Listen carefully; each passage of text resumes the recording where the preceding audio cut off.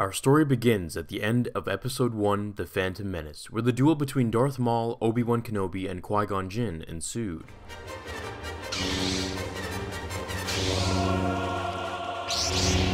Upon the moment where Obi-Wan jumped back up to the platform to catch up to his master and Darth Maul, battling down to the reactor's pit, where Darth Maul meets his demise, Obi-Wan harnesses force speed and runs through the beam shields that separated Jinn and Maul in the original movie.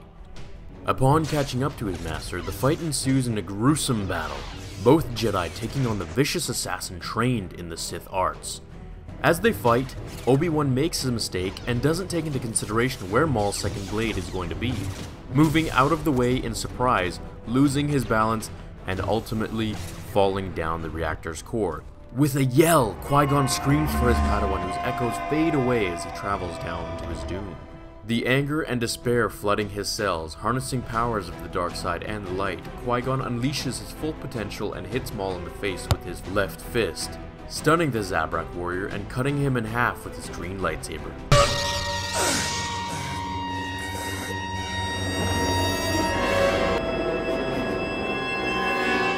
Pushing him to his death to join Obi-Wan. Catching his breath, he starts to cry as he looks down the reactor shaft, peering into its abyss.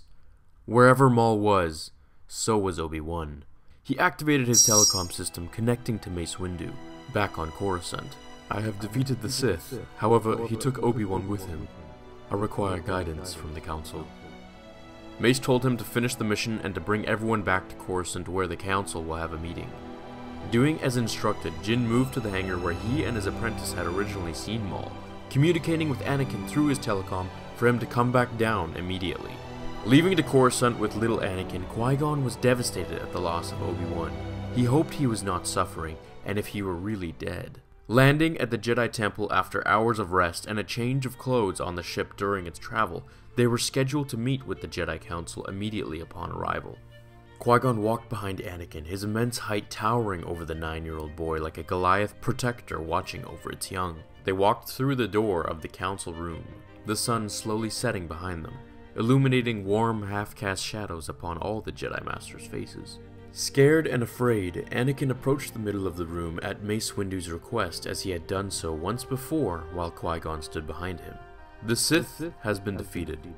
With their allegiance to the dark side, it is unaware if I have killed the Master or the apprentice, as they run by the Sith Rule of Two constructed by Darth Bane millennia ago. Much fear I sense in you, young Skywalker. Anakin propped up, looking at Master Yoda with his blue eyes. I'm ready, sir. I want to become a Jedi Master. Mace Windu looked at Anakin, speaking up. Such greed to be knighted and a member of the Council already. You need to learn patience, boy. I have patience. I just want to be... Qui-Gon rested his hand on Anakin's shoulder, his large palm covering half of his back and neck. The boy must be trained. He is the chosen one. You must see it. He is to take Obi-Wan's place as my Padawan. It is his time. He will bring balance to the Force. Yoda looked at Qui-Gon, defeated at the loss of Obi-Wan, and knowing Qui-Gon wouldn't take anything other than yes for an answer. The Council unanimously agreed. Anakin, although not a youngling, was to be trained as a Padawan under Master Qui-Gon's tutelage.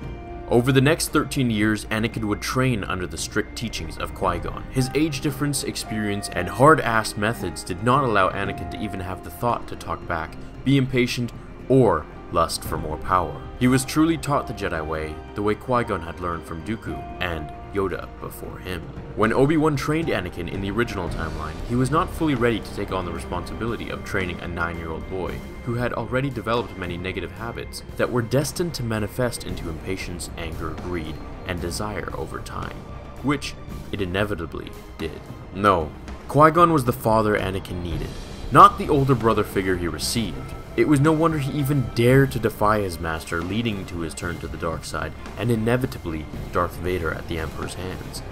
Qui-Gon taught him the traditional ways, with discipline, focus, and patience to guide his true abilities to their full power. It was without a doubt that through all their missions on different planets and quests that the Republic had requested for them, Anakin's abilities were now far beyond his in Revenge of the Sith's timeline. In this parallel universe, he was the true prophecy, the true chosen one, bringing order to the galaxy one mission at a time, and helping Qui-Gon and the Council track down and destroy the Sith. Anakin's fighting style also changed. He learned Qui-Gon's preferred style of the fourth form of lightsaber combat, Ataru. In combat, his blade work was wide and powerful, marked by heavy two-handed slashes and sudden flourishes to cover his flanks. Jinn's mastery of Ataru was such that he could easily defeat blaster-wielding opponents despite the form's weakness to blaster fire. Jinn was also proficient in hand-to-hand combat, something he taught Anakin, who was gifted beyond anything he could fathom. Now an adult, Anakin was the same age as we saw him in Episode 3. The Chancellor, always having kept a close eye on him since his birth, continued to brainwash Anakin the same way he had in the original timeline, promising him the ability to save Padme from death. Although it filled Anakin's ego and enticed him, it did not fool him as well as it had when Obi-Wan was the master. He spoke to Qui-Gon about his dream regarding Padme's death, who consoled him to be mindful of this present and not to focus on the outcome, as the very obsession with the dreams could be what creates them into reality in the first place. Much more mindful of people's manipulation and intentions, we arrive to this scene. What did you say? Use my knowledge, I beg you. You're the Sith Lord. I know what's been troubling you. Listen to me. Don't continue to be a pawn of the Jedi Council. Ever since I've known you, you've been searching for a life greater than that of an ordinary Jedi. A life of significance, of conscience.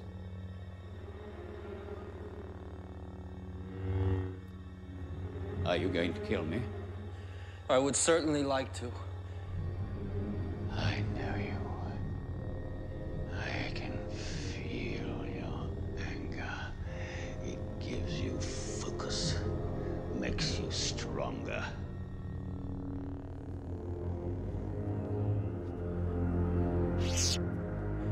I'm going to turn you over to the Jedi Council.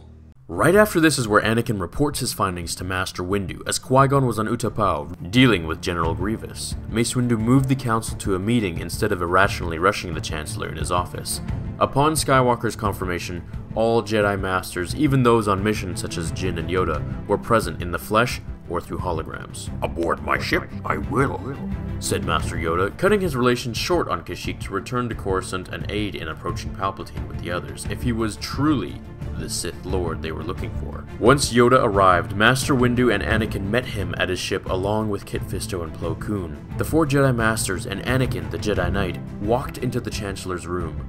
Anakin followed closely behind Yoda, who was half his height, able to clearly see over him.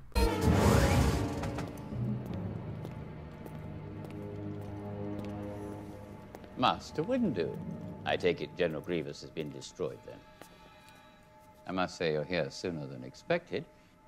In the name of the Galactic Senate of the Republic, you're under arrest, Chancellor. Are you threatening me, Master Jedi? The Senate will decide your fate. I am the Senate. Not yet.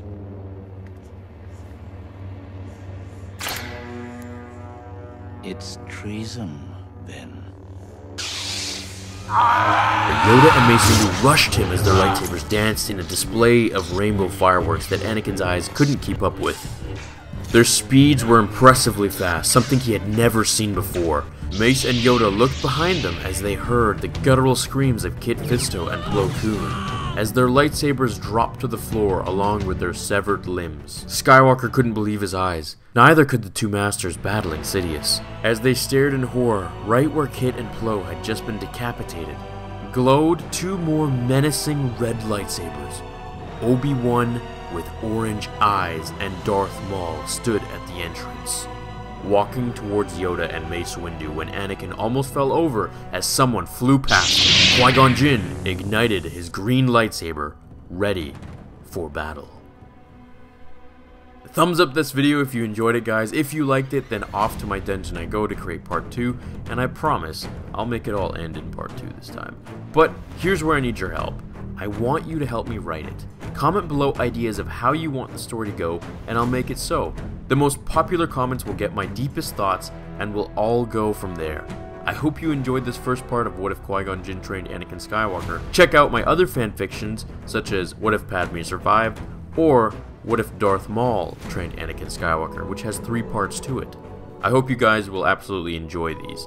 I'll link them here and also in the description below. Make sure to subscribe if you haven't already, as there are monthly giveaways, and I appreciate you all so very much. Thank you for watching, my fellow Jedi and Sith friends. Your time is greatly appreciated. I hope you all have a great day or night wherever you are in the galaxy, and until the next episode of Star Wars Theory. May the Force be with you.